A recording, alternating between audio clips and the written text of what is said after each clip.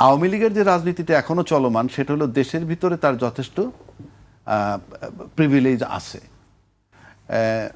যদি বলি যে মিডিয়া, আপনি বলবেন মিডিয়া কি আওয়ামী লীগের সাপোর্ট করে? না, অনেক ঘটনা আছে অনেক ঘটনা না ছাপলেও সেটা সাপোর্ট করা, অনেক ঘটনা না ছাপলেও সেটা সাপোর্ট করা। যেমন এই সরকার এসেই বললো কোনো মব হবে না, এখন থেকে সব মব ফুল স্টপ। কিন্তু চিটাগাংয়ে আমরা দেখলাম প্রকাশ্য দিবালোকে গুলি মারতেছে একটা বাড়ির দিকে চাঁদা দাবি করে। আপনি দেখেন মিডিয়ায় নিউজটা একবার হয়েছে, কোথাও কোথাও নিউজ হয়েছে, তার ফলো আপ, তাকে নিয়ে আলোচনা, তাকে নিয়ে যে টকশো হওয়ার কথা হচ্ছে না।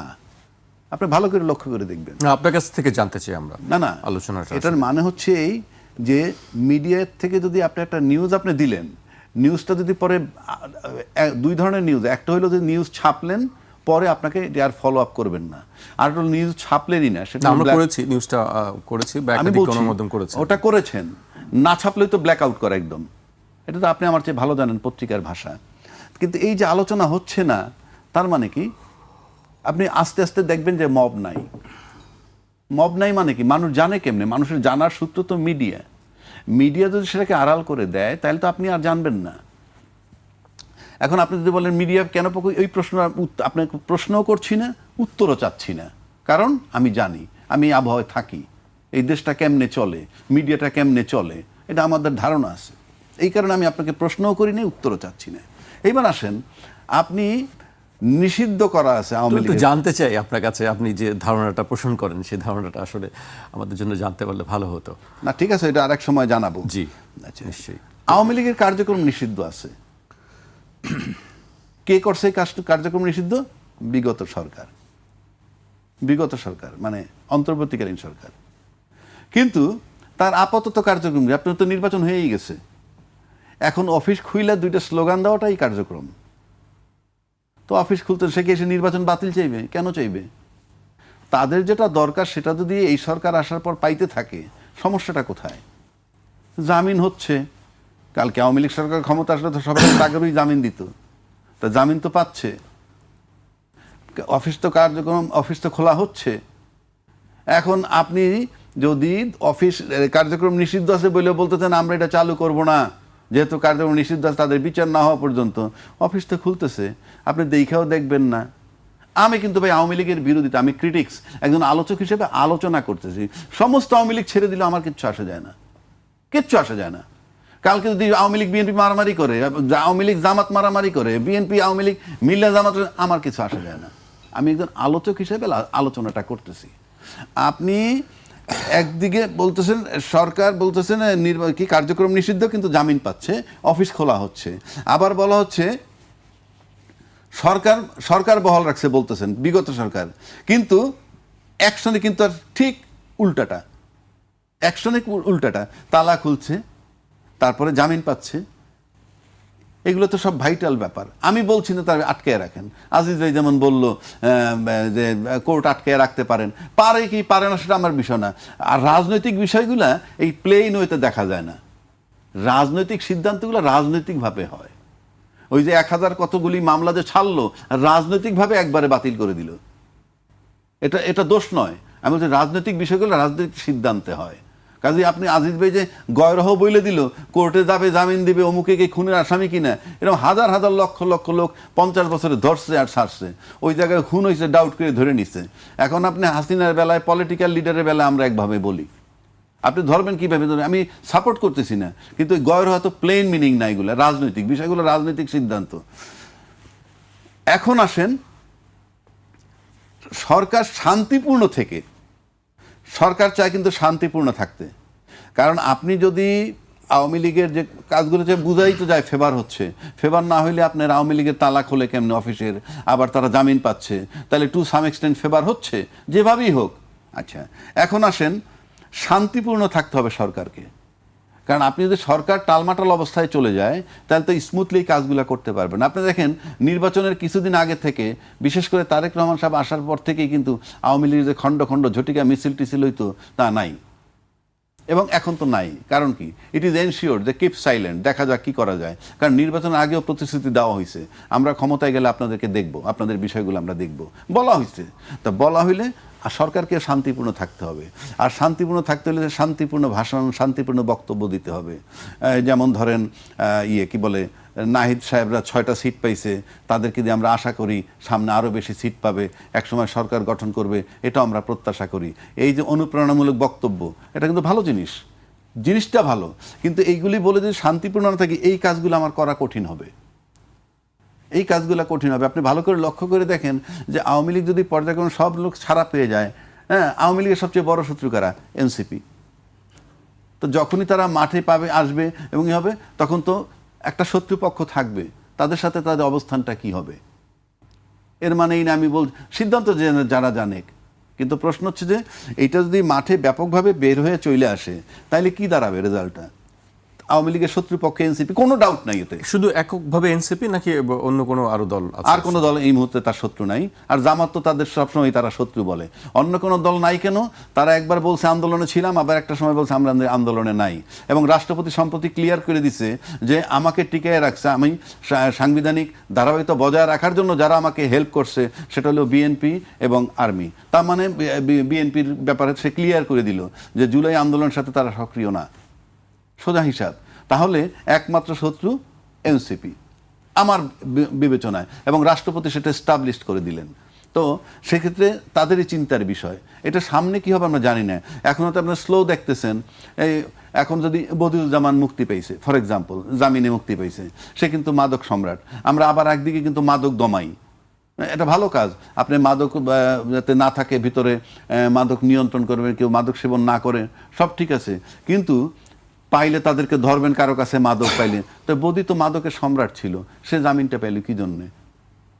কথার কথা বলছি। আবার মাদকের সাপ্লাই লাইন যদি সব ঠিক থাকে, যেমন আপনি বাসায় বসে যে ট্যাপ সারেন, ওয়াসার থেকে যদি পানি সাপ্লাই না থাকে, পানি বেরোবে?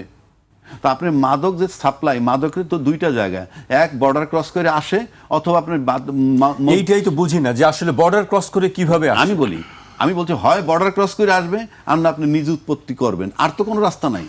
আসার তো জায়গা দুইটা, আসার তো ওয়ে দুইটা, একটা হলো নিজের দেশে বানাবেন, আর একটা বাইরে থেকে, আর একটা বাইরে আসবে, এই এছাড়া তো উপায় নাই। তো সেইগুলা কন্ট্রোল করার দায়িত্ব কার? ওইগুলা হইলে তো আমার এখানে মাদকের জন্য আমার পোলাপান পিটাইতে হয় না, দাবড়াইতে হয় না, আমার তো পিটাইতে হয় না তাদেরকে। তা আপনি মূল জায়গায় হাত দিবেন না। যেমন ধরেন এখন আজকে এই সরকার ইলেকটেড গভর্নমেন্ট আসছে, এখন দেখবেন আওয়ামী লীগ এত বেশি রিল্যাক্স, তারা কিন্তু পালানের জন্য অস্থির না। এবং ইন্ডিয়ান ভিসা তো খুব জটিল অবস্থায় ছিল দীর্ঘদিন, আমি জানি না স্বাভাবিক হচ্ছে, এখন স্বাভাবিক হচ্ছে, কথা হয়েছে, গতকালও কথা হয়েছে। হ্যাঁ, স্বাভাবিক হচ্ছে কেন?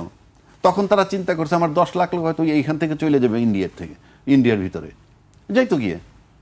তো এখন ইন্ডিয়ার ভিসাটা কঠিন হয় কি হয়েছে, হ্যাঁ, ওখানে গিয়ে রোহিঙ্গার মতো 10 লাখ একত্র হইতে পারে নাই।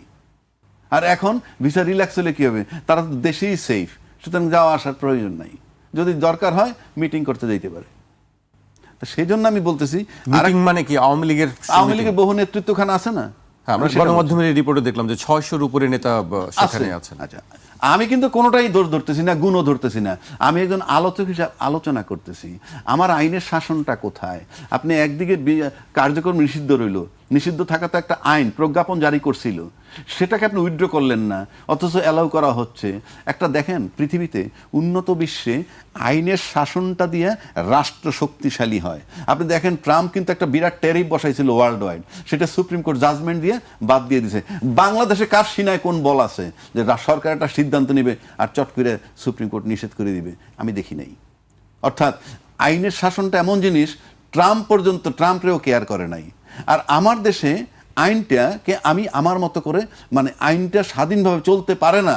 আমরা অতীতে দেখছি যে জনগণ যে সিদ্ধান্ত নিছে, জনসিদ্ধান্ত ছিল কেয়ারটেকার গভর্নমেন্ট, সেইটা কোর্টে নিয়ে যাওয়ার পর কোর্ট একটাবার বলল না যে এটা তো আমরা উই ক্যানট এন্টারটেইন ইট, এটা জনসিদ্ধান্ত। আবার জনগণ যদি না চায় বাতিল করবে, কিংবা পার্লামেন্ট ডিসাইড করবে। না, এন্টারটেইন করলেন, এক্সওয়াইজের দরখাস্ত দিল, এখন আজকে তার করুণ পরিণতি, সে এখন কারাগারে বসে আছে, chief justice of Bangladesh, which is very painful. সে কারণে আমি বললাম যে আওয়ামী লীগের সবচেয়ে বড় শত্রু হলো এনসিপি। সেই আওয়ামী লীগ যত বেশি সক্রিয় হবে, এনসিপি তত বেশি দুশ্চিন্তায় পড়বে। কাজে আপনি যত চেষ্টা করেই মানে খুব ভালো পরিবেশ রাখতে চান না কেন, আলটিমেটলি আপনি এই বক্তব্য দেন, সেই বক্তব্য দেন, ঘুরে পেঁচায়া জুলাই আন্দোলনের পক্ষে আছি, অমুক আছি, তমুক আছি, অ্যাকশন বলে দিবে যে আলটিমেটলি হচ্ছে কি। কারণ আবার আওয়ামী লীগ কিন্তু আবার বিএনপিকেও ব্ল্যাকমেইল করতে পারে। কেন আমি বলি, সেটা কিভাবে? আমার ধারণার কথা বলছি। কারণ বিএনপি ক্ষমতায় আছে, এই যে কার্যক্রম নিষিদ্ধ হওয়া সত্ত্বেও তারা যে ফ্ল্যাগ উড়াইতে পারতেছে, ইয়ে করতে পারতেছে, তার মানে কি এইটা সরকার ছাড় দিতেছে। ছাড় না দিলে আলটিমেটলি যদি কখনো আন্দোলনের পর্যায়ে চলে আসে তারা, তখন কিন্তু তারা এদের বিরুদ্ধে আন্দোলন করবে। কি নিয়ে আন্দোলন করবে? আমাদেরকে নির্বাচন থেকে বাদ দেওয়া হয়েছে, আমরা ইনক্লুসিভ নির্বাচন করা হয় নাই, যারা দোষী ছিল কিংবা যারাদের কাগজে পত্রের নাম ছিল তারা থাকুক বাদ, কিন্তু আমাদেরকে নির্বাচন করতে দেওয়া হয় নাই। 25%, 30% ভোটারকে মাইন্ড, এই ইস্যুগুলো আসবে। সুতরাং এই ইস্যুগুলোও যাতে না আসে, সুতরাং আওয়ামী লীগকে ছাড় দিতেই হবে ক্ষমতাসীন সরকারের, যদি সরকারে খুব সুন্দরভাবে সার্ভাইভ করতে হয়। এনসিপিকে ব্যালেন্স করতে হবে, আওয়ামী লীগকে ব্যালেন্স করতে হবে। এটা আভ্যন্তরীণ, এক্সটার্নালটা আমার দরকার নাই, আভ্যন্তরীণ এই জটিলতা। সুতরাং আমার কাছে মনে হয় সরকারকে খুব শান্ত মস্তিষ্কে ধীরে সুস্থে সবার সাথে ব্যালেন্স করে পা বাড়াইতে হবে সামনের দিকে। জি, আমরা রাজ্জাকের বক্তব্য শুনছিলাম, তিনি বলছিলেন যে সরকারকে আসলে ব্যালেন্স করে চলতে হবে সামনের দিকে। আমি এই প্রসঙ্গে একটি আবার উল্লেখ করতে চাই, রাজনীতি বিশ্লেষক মহিউদ্দিন আহমেদ যে বক্তব্য তিনি দিয়েছেন এই গণমাধ্যমটিতে, আমি সেটি, দেশে আওয়ামী লীগের একটি সমর্থক গোষ্ঠী রয়েছে, ভোটে অংশ নিতে দল থেকে আহ্বান থাকলেও অনেকেই ভোট দিয়েছেন, বিভিন্ন জায়গায় প্রার্থীদের সঙ্গে সমঝোতার ভিত্তিতে ভোট দিয়েছেন। যাদের ভোট দিয়েছেন তাদের পক্ষ থেকে কিছুটা সহানুভূতি প্রত্যাশা করাটা অস্বাভাবিক নয়। এটা তো আমি বললাম আগে যে সমঝোতার কথা তিনি বলছেন যে প্রার্থীদের সঙ্গে তাদের বিএনপি এবং জামাতের প্রার্থীরা বিভিন্নভাবে এই ভোটারদেরকে, আওয়ামী ভোটারদেরকে অ্যালুর করার চেষ্টা করেছে, যার ফলে সব কিন্তু একদিকে ভোট দেয় নাই। আওয়ামী লীগেররা সব বিএনপিকেও দেয় নাই, সব জামাতকেও দেয় নাই। কিন্তু জামাত যেহেতু তাদের হাতে বেস্টের টিকিট আছে, যেমন এখন রাজ্জাকি ভাই যেভাবে করলো, এই মেট্রিকুলাস ডিজাইনে যদি সরকার ব্যালেন্স করে চলে, তাতে যদি আওয়ামী লীগ মাঠে নামে, তাহলে তো বিএনপি যদি জামাত থাকে তাহলে তো ভরসা আমাদের হয়, অন্তত টিকিট জান্নাতের টিকিটটা তো এনশোর থাকে। জামাত যদি বিলীন হয়ে যায়, আওয়ামী লীগ আসলে আওয়ামী লীগকে ডিল করতে পারে প্রপারলি, আওয়ামী লীগ জামাতকে ডিল করতে পারে আওয়ামী লীগ। আওয়ামী লীগ যদি মাঠে চলে আসে তাহলে তো জামাত দুর্বল হয়ে যাবে, আবার জামাত বিএনপির লুঙ্গির তলে যাবে, যা স্বাধীনতা বিরোধী শক্তি হয়ে যাবে। তো তখন যাইতে পারে, তো জামাত তো একা চলতে পারবে না, তাহলে তো আমার তো ক্ষতিগ্রস্ত হয়ে গেল, আমি তো জান্নাতের টিকিট থেকে বঞ্চিত হব। জামাত রাজনীতিতে থাকলে আমি আল্লাহ, খোদা, বেহেশতের টিকিট সবকিছু আমি পাইতে পারি, পাওয়ার সম্ভাবনা থাকে। এটা কি সম্ভব আজিজ ভাই? সেটা তো সম্ভব না, বলছে তো বরাবর, আমি এটা বলছি তো, যে বেহেশত দোজখ, বেহেশত বানাইছে আল্লাহ, বেহেশত দোজখ মেনটেন করে আল্লাহ, বিচার করবে আল্লাহ, বেহেশত দোজখ নির্ধারণ করবে আল্লাহ। জামাতের কথাও টিকিট, সে জান্নাতের টিকিট দেয় কেন? এইসব উগ্রতার কারণে কিন্তু ফাইনালি জামাত হেরে গেছে। আমি দেখেন তাদের যে তাফালিং শেষে টাকা পয়সা দেওয়া, জান্নাতের টিকিট র্যাম্পেন্ট ইয়ে করা, সূর্য মাথার কাছে তাক দেখলে থেমে যায়, এরকম সব বক্তৃতা দেওয়াতে মানুষ ভাবছে এই জামাতকে ভোট দিয়ে যদি যায় তাহলে আবার আফগানিস্তানে যা ভ্রমণ করে আসছে 11 দলের একজন, আবার আফগানিস্তানের 2 জন এসে ভিজিট করে গেছে বাংলাদেশে, একজন অফিসিয়ালি আর একজন আনঅফিসিয়ালি ভিজিট করে গেছে। তখন কিন্তু মানুষের ভিতরে একটা আতঙ্ক তৈরি হয়ে গেছে, যে কারণ আফগানিস্তানের সম্প্রতি আইনও হয়েছে। সামনের রাজনীতির মেরুকরণটা কিভাবে দেখছেন? রাজ্যকে একটু না, বিষয়টা হচ্ছে আমি যেটা বলছিলাম যে হ্যাঁ, বিএনপি আসলে যেটা সরলভাবে চিন্তা করতেছেন, আওয়ামী লীগ যদি মাঠে আসে এত সরল রাজনীতি থাকবে না, রাজনীতি অবশ্যই কমপ্লেক্স হবে। কারণ ধরেন আওয়ামী লীগ সক্রিয় হলো, কথার কথায় তাকে অ্যালাউ করলেন, সক্রিয় হলো, এখন ধরেন অফিস কিছু খুলছে, বেলও জামিন পাইছে, হয়তো এই জামিনের যেগুলো পাইছে এগুলোর ক্ষেত্রে আমার ডিফেন্স আছে, আমি যদিও লয়ার না, কারণ মেরিট নাই, কারণ যারে ভরে তারে নিয়ে অন্তর্বর্তীকালীন সরকার জেলে ঢুকাই দিছে, জেলে ঢুকাইছে, আর কোনো হেয়ারিং নাই, কোনো বেলও নাই, কিছু নাই, পড়ে থাক। জেলখানা তো ভর্তি, জায়গা নাই। আপনি বলেন তো মোস্তাকের সময় জেলখানা ভর্তি ছিল, আর এবারে ভর্তি। অন্তর্বর্তীকালীন সরকার কয়েকজন লুটতরাজ করছে আর মানুষ ধরে ধরে জেলখানায় ঢুকেছে। এখন তো দুদকের ভিতরে ইউনূস সহ অধিকাংশ উপদেষ্টার বিরুদ্ধে অভিযোগ পড়ছে। এগুলো বিচার করতে হবে না? এগুলো ফৌজদারি অপরাধ না? টাকা লুট করছে, টাকা পাচার করছে। এই অভিযোগের কি হবে আসলে ভবিষ্যৎ? এটা বিচার হতে হবে। বিচার যদি না করে বিএনপি, আমরা বিরোধিতা করব। কারণ আইনের শাসন তো বলা হয়েছে, আইনের শাসন। আমার কথা হলো কোর্ট নিরপেক্ষভাবে ফাংশন করছে কিনা। ধরেন ডক্টর মোহাম্মদ ইউনূস, এটা অনেকেই জানে না, আমি জানছি।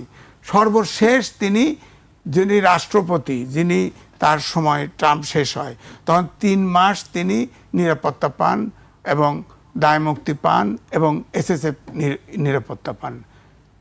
ডক্টর মোহাম্মদ ইউনূস তল দিয়ে করে ফেলাইছে, 1 বছরের জন্য তার নিরাপত্তা নিয়েছে। এসএসএফ তার বিরুদ্ধে অভিযোগ পড়ছে, বিচার করবেন না আপনি? এই যে আদেশ দিয়ে যে করলো, এটা তো অবৈধ। অবৈধ। প্রেসিডেন্ট অনেক আদেশ প্রেসিডেন্ট জানে না। প্রেসিডেন্ট ছাড়া আদেশ দিলেন আপনি কেমনে? আপনি তো সাংবিধানিক সরকার। 106 অনুচ্ছেদ অনুযায়ী রেফারেন্স নিয়ে 148 অনুচ্ছেদ অনুযায়ী ওত নিয়েছেন সংবিধান সম্মানিত রাখার জন্য। সংবিধানের বাইরে যাওয়ার আপনার এই সরকারের, অন্তর্বর্তীকালীন সরকারের কোনো ম্যান্ডেটই ছিল না, কোনো স্কোপই ছিল না। অথচ আদেশ ফাদেশ বহুত কিছু দিছে, রাষ্ট্রপতি জানে না। হ্যাঁ, হয়তো বলে যে এইটা গোপন কথা ফাঁস করলো কেন প্রেসিডেন্ট? আরে ভাই, আমি তো ভুক্ত, জনগণ হয়েছে। প্রেসিডেন্টের ঘরের ভিতরে গিয়ে তার পিআর সেকশন তিনজনকে উইথড্র করে নিয়ে গেছে। 18 বছরে 1 দিনের জন্যে আপনার ডক্টর মোহাম্মদ ইউনূস প্রেসিডেন্টের সাথে দেখা করে নেই। এটা সাংবিধানিক বাধ্যবাধকতা। চুক্তি করছে, গোপন চুক্তি, সেটা ইনফর্ম করবে না প্রেসিডেন্টকে? প্রেসিডেন্টের সাথে দেখা করবে না? করে নাই তো। সুতরাং এগুলোর তো বিচার হতে হবে। এগুলোর বিচার না হলেও একই প্রশ্ন উঠবে।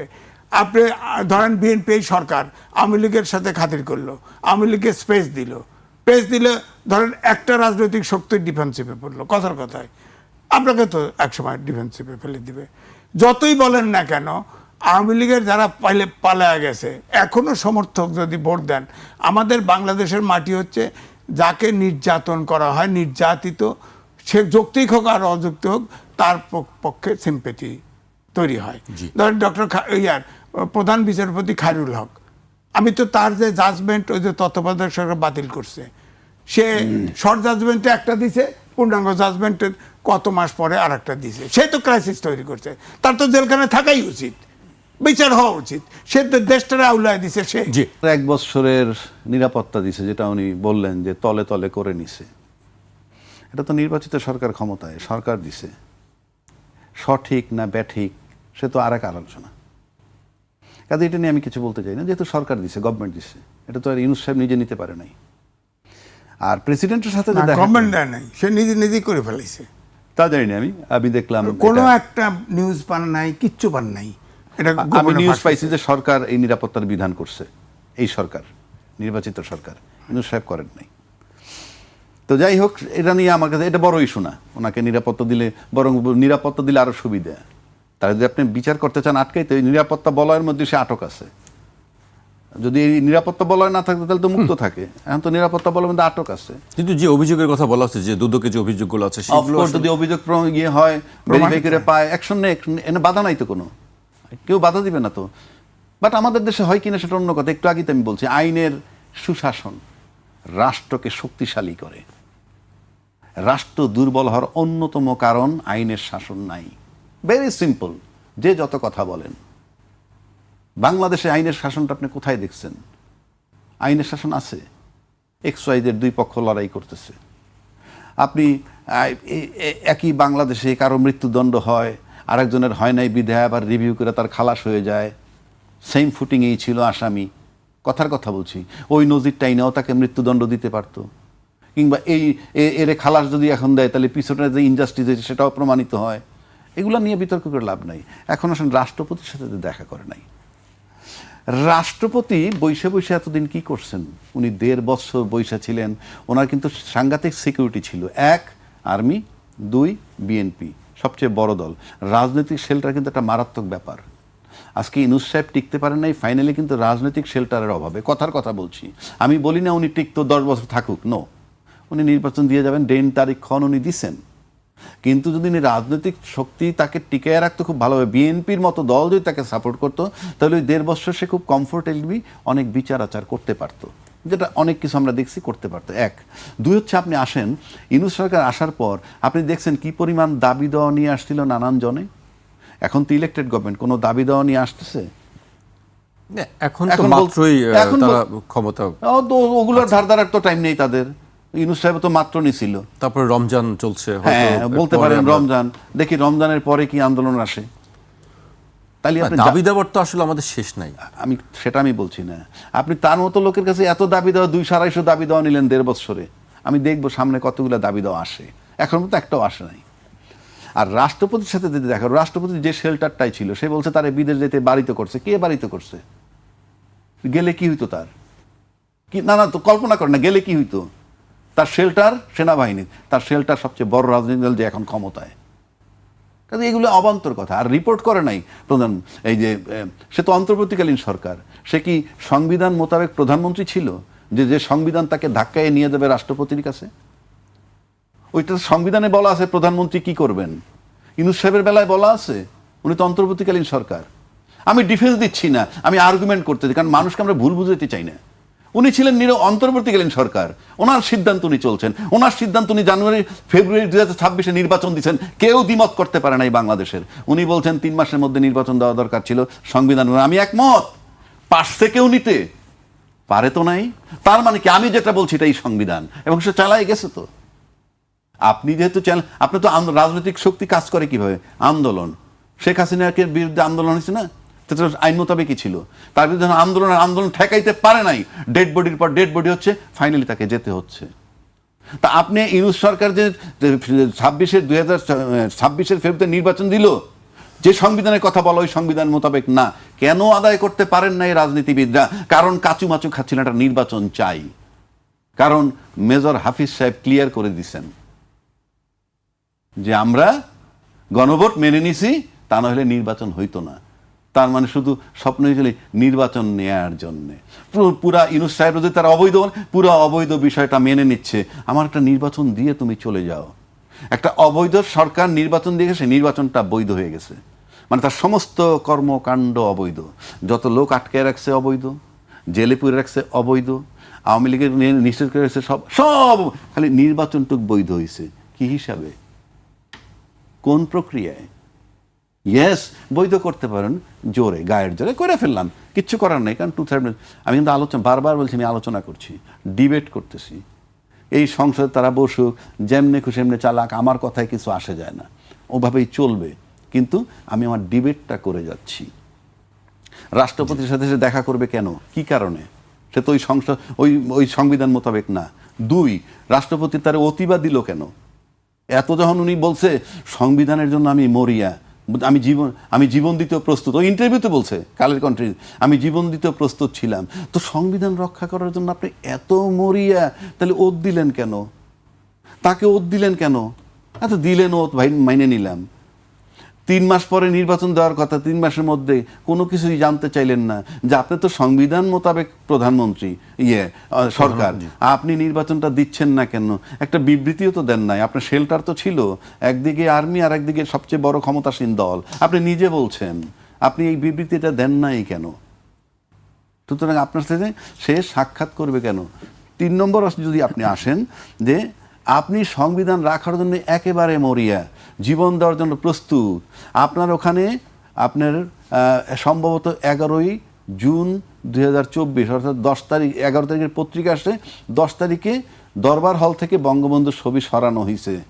সংবিধানের 4-এর ক মোতাবেক ওখানে ছবি থাকাটা ম্যান্ডেটরি ছিল। হ্যাঁ, আপনি কোথায় জীবন দিছেন? আপনি তো সংবিধান ভায়োলেট করতেছেন বঙ্গভবনে বৈশে বৈশে, বঙ্গবন্ধুর ছবি আপনি ঝুলান নাই, আপনি নিজেই তো সংবিধান ভায়োলেট করতেছেন। সুতরাং সংবিধান ভায়োলেশনের জন্য তো আপনার বিরুদ্ধে অ্যাকশন হইতে পারে। আপনি যে সংবিধানের কথা বলতেছেন বারে বারে, সবাই খালি সংবিধানের দোহাই দেন, কেউ সংবিধানের মধ্যে নাই। সংবিধানের মধ্যে থাকলে, আমি আবারও বলছি, 2026-এর নির্বাচন এই যে সংবিধানের কথা বলে সেখানে নাই। সুতরাং ইউনূস সাহেব তার সাথে দেখা করবে কেন? আর ওনার বিদেশ যাওয়া বন্ধ করছে কে? আপনি এখন স্টেটমেন্ট বানাইলে তো হবেন না। উনি যদি এইটা ভাইবে যদি যাইয়ে থাকেন যে আমি বঙ্গবন্ধু একবার বের হয়ে গেলে আর বসতে না পারি, সেটাও তো হইতে পারে। সুতরাং আপনি এগুলা বলে তো লাভ নাই। জি, আপনার কাছে আবারও আসবো। আমি আজিজ ভাইয়ের কাছে আসতে চাই। আজিজ ভাই, সংবিধান নিয়ে কথা হচ্ছে, রাষ্ট্রপতির বিষয় নিয়ে কথা হচ্ছে। আজকে আমরা একটি দেখেছি যে জুলাই অভ্যুত্থানের স্পিরিট সমুন্নত রাখতে সংসদের উদ্বোধনী অধিবেশনে রাষ্ট্রপতি মোহাম্মদ শাহাবুদ্দিনকে ভাষণ দেয়া থেকে বিরত রাখতে প্রধানমন্ত্রী তারেক রহমান বরাবর চিঠি দিয়েছেন সুপ্রিম কোর্টের একজন আইনজীবী। তারেক রহমান বরাবরে? জি, তারেক রহমানের কাছে কেন চিঠি দিবে? যাতে রাষ্ট্রপতি ভাষণ দিতে না সে পারেন। তো কোর্টে যাবে, রাষ্ট্রপতি কি করবে? সেটি আপনি আসলে প্রধানমন্ত্রী এটাই কি করবে? তার এই চিঠি দেওয়ার বিষয়টি কত এটা সে ভাইরাল হওয়ার জন্য এটা করছে, যাতে আপনারা নিউজ করেন। এটা করছে তো কি ব্যারিস্টার সারোয়ার কবির, তাই না? সে তো ভাইরাল হওয়ার জন্য করছে এটা নিশ্চয়ই। সারোয়ার কবির না, কে করছে? অন্য কেউ করছে। হ্যাঁ, তাই তো। শাহরিয়ার কবির শাহরিয়ার কবির। হ্যাঁ, সে ভাইরাল হওয়ার জন্য, সে নিউজ হওয়ার জন্য করছে। তাহলে তো সে কোর্টে যায় বলতো, আইন মতো করতো। আমি যেটা বলছি যে সেটা হলো যে সংবিধানে যখন আর্মিরা ডাকে আর রাজনৈতিক দলের নেতারা যায়, যখন বঙ্গভবনে যায় তখনও কিন্তু জাতীয় সরকার গঠনের আলোচনা কিন্তু হয়েছিল। তখন কিন্তু ফখরুল ইসলাম আলমগীর বলছিল 3 মাস পরে তো অন্তর্বর্তীকালীন সরকার নির্বাচন হবে, তখনই হবে, এটা জাতীয় সরকার দিয়ে কী হবে। কিন্তু আলোচনায় আছে পুরাটা যে জাতীয় সরকার প্রস্তাব আসছিল, বিএনপি রাজি হয় নাই। আসলে তা না, ব্যাপারটা এইরকম। অর্থাৎ সংবিধানে আছে যে 3 মাস পরে নির্বাচন কমিশন যদি কোনো দুর্বিপাকে পড়ে তাহলে আর 3 মাস। তো এটা সরকার প্রধান ইউনূস 106 অনুচ্ছেদের রেফারেন্স নিয়ে ওত নিচ্ছে সংবিধান, তার বিচার হবে। সে সংবিধান ভায়োলেট করলো কেন? আর যদি রাষ্ট্রপতি ভবনে, এটা আমার জানা নাই, এটা আমি জানি উপদেষ্টা রেজওয়ানা গেছিল বিদেশে, যা বঙ্গবন্ধুর ছবি দেখছে, ওটা তো সংবিধানে আছে, তার ছবি টানতে হয়, সাথে সাথে টেলিফোন করে সারা বিশ্বের থেকে ছবি নামায় দিছে, বিচার হবে তার। আর যদি শাহাবুদ্দিন নামায় থাকে তারও বিচার হবে, কারণ এটা সংবিধান ভায়োলেশন। আর সরকার প্রধান ডক্টর মোহাম্মদ ইউনূস, তাকে অবশ্যই যে গোপন চুক্তি ফুক্তি যা কিছু করছে এটা সাংবিধানিক ব্যবস্থা, যেহেতু সংবিধান হিসেবে সংবিধান অনুযায়ী ওত নিয়েছে, রাষ্ট্রপতির কাছে অবশ্যই যতক্ষণ রাষ্ট্রপতি আছে ততক্ষণ তার কাছে রিপোর্ট করা উচিত ছিল। সে করে নাই, সে সংবিধান ভায়োলেট করছে, তার বিচার হবে, বিচার হবে, এ সরকার করতে হবে তাকে। হ্যাঁ, এখন ধরেন রাষ্ট্রপতি এখনো আছে, আপনি রাষ্ট্রপতি যে এই যে প্রধান মন্ত্রীকে আপনার চিঠি দিল, হ্যাঁ, এটা তো প্রধানমন্ত্রীকে কোর্ট থেকে স্টে নিক। প্রধানমন্ত্রী কেন করবে? প্রধানমন্ত্রী তো বলছে যে তারা, বিএনপি বরাবরই বলছে যে তারা সাংবিধানিক কোনো শূন্যতার পক্ষে নয়, যার ফলে বিএনপি আপনার যখন আন্দোলন হয় বিএনপি বলছে সমর্থন আছে। 3 বাহিনীর চিফ তো ওই ফাঁকে ক্ষমতা লইতে পারতো, লয় নাই তো। তারাও একটা সাংবিধানিক সরকার থাকুক এটা চাইছে, এই জন্যেই এইটুকু জোড়াতালি হয়েছে। কিন্তু ইউনূস খেলে গেছে, ডক্টর ইউনূস খেলে গেছে। এখন তো তার বিরুদ্ধে দুদিকে একটা সরকার প্রধান, দুদিকে একাধিক মামলা হয় কি করে? তো এই জন্য আমি বলছি এইরকম অনেক উপদেষ্টা হয়েছে, এবং সবচাইতে বেশি অভিযোগ পড়েছে ছাত্র উপদেষ্টা ছিল সজীব ভুইয়ার বিরুদ্ধে, সবচেয়ে বেশি অভিযোগ পড়েছে। তো এগুলোর তো বিচার হতে হবে। তো আইনের শাসনে এখন যদি এটা স্কেপ করে দেন, আওয়ামী লীগকে ছেড়ে দেন, সব কিছুই যদি খেয়াল খুশির মতো সমঝোতা করেন রাজ্জাকি ভাইয়ের মতো, তাহলে তো পলিটিক্সে আপনাদেরও বিদায় নিতে হবে। এটা তো রাজ্জাকি ভাইয়ের মতো, আমি না, রাজ্জাকি ভাইয়ের মতো না, ওই হাসিনার মতো। আপনি বলেন যে আপনার বাংলাদেশ ব্যাংকের গভর্নরকে যেভাবে বিদায় দেওয়া হলো, ওখানে বলা হলো, ওখানে জামাত থেকে বলা হয়েছে যে এটা সরকারি মব। আরে আপনি বঙ্গভবনে বাংলাদেশ ব্যাংকের খবর অনেকেই জানে না। বাংলাদেশ ব্যাংকে আওয়ামী লীগ, বিএনপি, জামাতের সংগঠন আছে, এছাড়াও এর বাইরে অসংখ্য সংগঠন, এবং সবাই যৌথভাবে আন্দোলন করছিল। আন্দোলনের এক পর্যায়ে বাংলাদেশ গভর্নরের রিজিগনেশন পর্যন্ত চাইছে। কিন্তু বিষয়টা হচ্ছে এটা তো নির্বাচিত সরকার, গণতান্ত্রিক সরকার। এখন সময় যতই হোক, আপনি হুট করে গভর্নমেন্টকে আরেকটা বাদ দিয়ে আরেকটা গভর্নর ব্যবসায়ীকে ঢুকাই দিলেন কেন?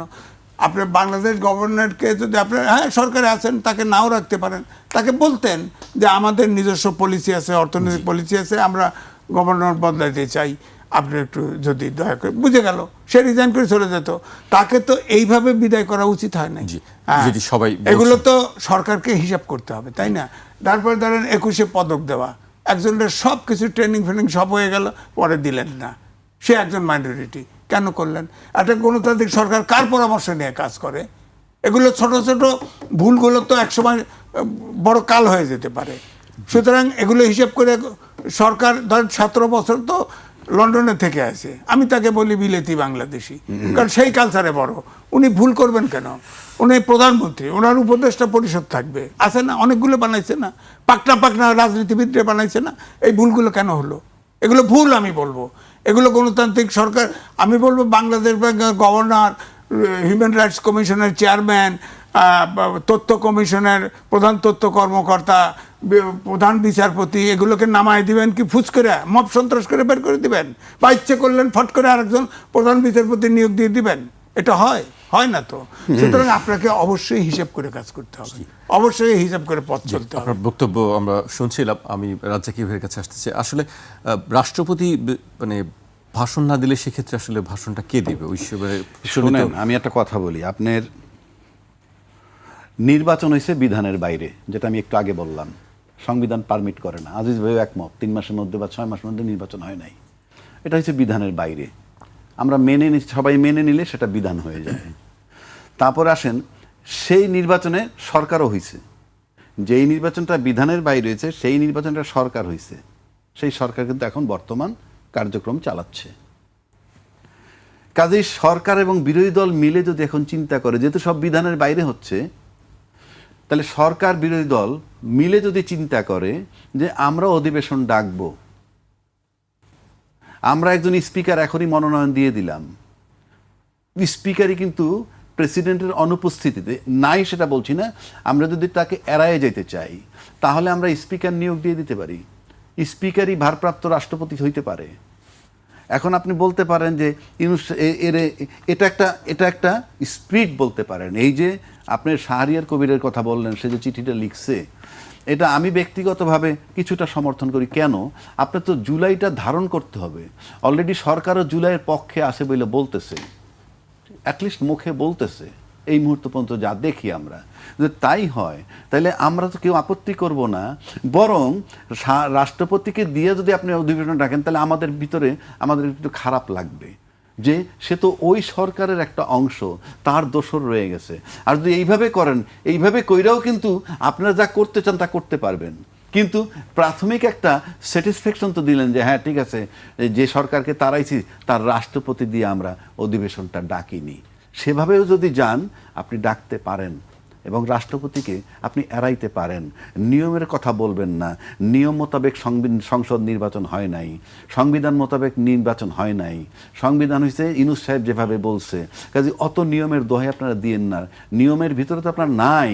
যেহেতু নিয়মের ভিতরে নাই, কাজে পুরা দেশের লোকটা মানুষকে কিছু খুশি রাখেন অন্তত, যে আপনারা স্পিকার একজন নিয়োগ দিয়ে তাকেই দায়িত্ব দেন সভাপতিত্ব করার। তুমি অধিবেশন ডাইকে, মানে তুমি ভারপ্রাপ্ত রাষ্ট্রপতি হিসেবে ভাষণ দাও, অধিবেশনটা ওপেন করো। করা যায়। এখন বলবেন আইনের বাইরে করবো, আপনি টোটালটাই তো আইনের বাইরে আছেন। ওখানে আইন খোঁজেন কেন? ওখানে আইন খোঁজা মানে কি তারা আরও স্বীকৃতি দেওয়া যে উই আর উইথ ইউ, যে আপনাদের সাথে আমরা আছি? এতটা প্রয়োজন নাই। For the greater interest of the nation আমি মনে করি দলমত নির্বিশেষে সবার স্যাটিসফ্যাকশন দরকার আছে। আপনার বিগিনিং নিয়ে কিন্তু বহু কথা হয়েছে। এই বিগিনিংয়ে সরকারিভাবে চাঁদাবাজি বৈধতার কথা আসছে, এই বিগিনিংয়ে বাংলাদেশ ব্যাংকের গভর্নরের মবের কথা আসছে, এই বিগিনিংয়ে অনেক কিছু চলে আসছে অলরেডি। সুতরাং আপনি এগুলো দূর করতে হলে, আর যদি মনে করেন শান্তিপূর্ণভাবে সবাই মিলে আমরা থাকতে চাই, তাইলে পরে কিছু জিনিস অ্যাভয়েড করেন। কিচ্ছু আসে যায় না। এই রাষ্ট্রপতি নিজেই, এখন আপনারা জানেন যে রাষ্ট্রপতি অকেজো, প্রয়োজনও নাই এবং আলটিমেটলি তাকে রাখবেন না। সুতরাং এইটুক দিয়ে মানে মানুষের মনে বেদনা দেওয়ার কি প্রয়োজন? আমি মনে করি সব বেআইনিভাবে হচ্ছে, কাজেই এটা করা যায়, ওনাকে বাদ দিয়ে করা যায়। জি।